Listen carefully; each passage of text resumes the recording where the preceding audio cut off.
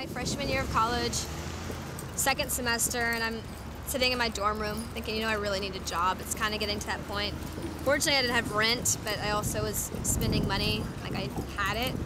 So I started browsing Craigslist, and of course I applied to the typical secretary jobs, restaurant jobs, etc.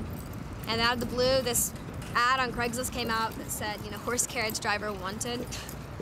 I'm thinking this is a joke. This is no way in hell that this is a real thing. My roommate convinced me to apply, and I met up with Fiona, and I was the person at the meeting who kind of knew the most about horses, I suppose. So I started working about a week after that interview.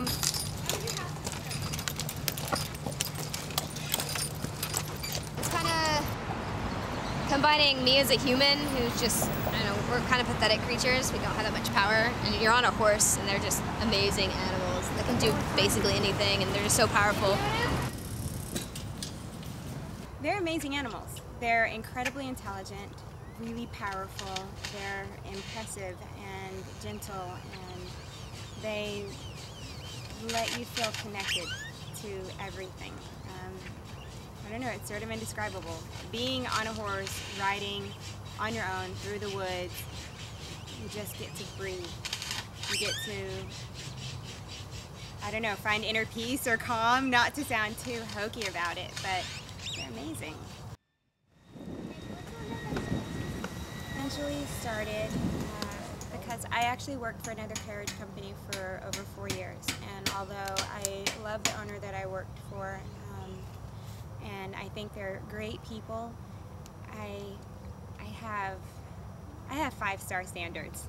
I have a lot of hopes for what a carriage company can be. I want the best for our horses. I want the best care. I want for their hooves to be perfectly maintained. I want for them to be comfortable at all times. I wanted more of a say in how they were cared for, in their medical needs, and everything. And so I started our company with the hopes of being able to do things to the best possible standards that we could.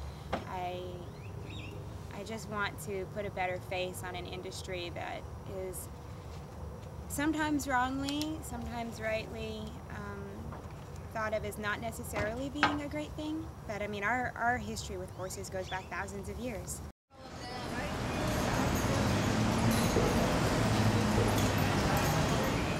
There's something so timeless about this job, and people have been doing it since at least 2,000 plus more years ago. And so there's something very archetypal about it. One of the things that I really like is the fact that when you take someone around, it's very relaxing, and I think it's just the cadence of the hoofbeats of the horse. And again, you have a lot of archetypal images, but you don't have many archetypal sounds.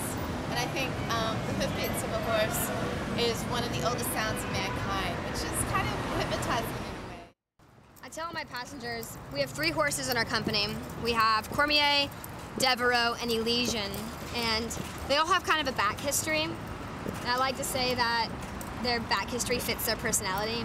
For instance, Cormier here, we bought him in Utah. He was a thespian horse. He worked in the theater. Cormier, what?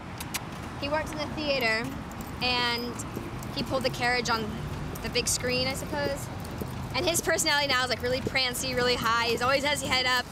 We call him our little gay pony because he's just all excited to be downtown and pulling the Cinderella, and he loves to be dolled up and stuff. And he just has that kind of personality. He's very needy. Anytime a horse passes by, he freaks out and starts nickering. So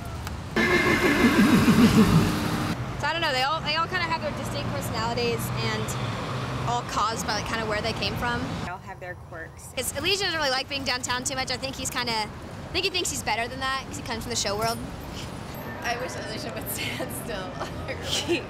That's my philosophy. He's like, oh, screw this. I've been in the show ring. I don't need to be working the streets. At this point, these guys just see me as a giant cookie vending machine, so I don't know if they think I'm a good person or I just have the best snacks. And our last horse, Devereaux, we bought him from the Midwest. He was trained by Amish, and he was a farm boy, and now he's in the big city, and he's just the sweetest thing.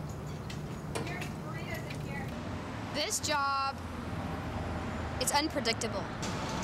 It's the only job in the service industry where you and an animal are a partnership. I mean, I'm not bossing Cormier around because Cormier is big enough to tell me no. So it's more like we have a companionship and a partnership, and that makes it different than all the other jobs. The worst thing about this job is the sitting, because you're not the lack of guarantee that something is going to happen. I mean, like I said, I can sit here all night and not make any money, and that kind of is unfortunate. And you get really bored and you just want to go in, and it's kind of like a constant battle of, should I stay out and try to make money, or should I just go in? I entertained. I've met people from Scotland, from Australia, from Tokyo. During South by Southwest, had a few bands on my carriage. I had Kevin Connolly on my carriage like a year and a half ago, the dude from Entourage. So I think people come on these rides to see things in a trendy little comfortable fashion, you know, horse and carriage. But for the most part, people ride because they want to see the city from the back of a horse.